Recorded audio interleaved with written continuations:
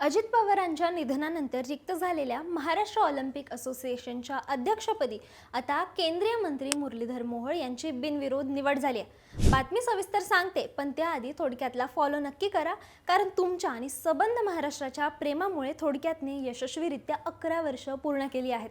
आता वळूयात आपल्या मुख्य विषयाकडे। महाराष्ट्र ऑलिम्पिक असोसिएशनच्या रिक्त झालेल्या अध्यक्षपदावर केंद्रीय नागरी विमानवाहू राज्यमंत्री मुरलीधर मोहोळ यांची बिनविरोध निवड करण्यात आली आहे। पुण्याच्या बालेवाडी येथे पार पडलेल्या असोसिएशनच्या सर्वसाधारण सभेमध्ये हा निर्णय घेण्यात आला। अजितदादांच्या निधनानंतर ही जागा रिक्त झाली होती।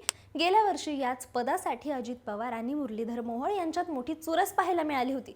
मात्र त्यावेळी अजितदादा अध्यक्ष तर मोहोळ उपाध्यक्ष झाले होते। 28 जानेवारी 2026 रोजी बारामती येथील विमान दुर्घटनेत अजितदादांचं निधन झालं आणि तेव्हा हे पद रिक्त झालं। त्यांच्या निधनानंतर अध्यक्षपदासाठी सुनेत्रा पवार यांच्या नावाची मोठी चर्चा होती, मात्र त्या नुकत्याच खो खो असोसिएशनच्या माध्यमातून सदस्य झाल्याने अध्यक्षपदाचा मार्ग मोहोळ यांच्यासाठी मोकळा झाला।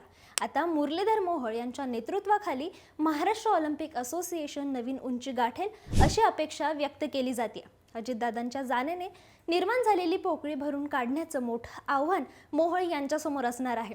तुम्हाला याबद्दल काय वाटतं मला कमेंटमध्ये नक्की सांगा आणि अशाच महत्त्वाच्या घडामोडी जाणून घेण्यासाठी थोडक्यातला फॉलो करा। बातमी म्हणजे थोडक्यात।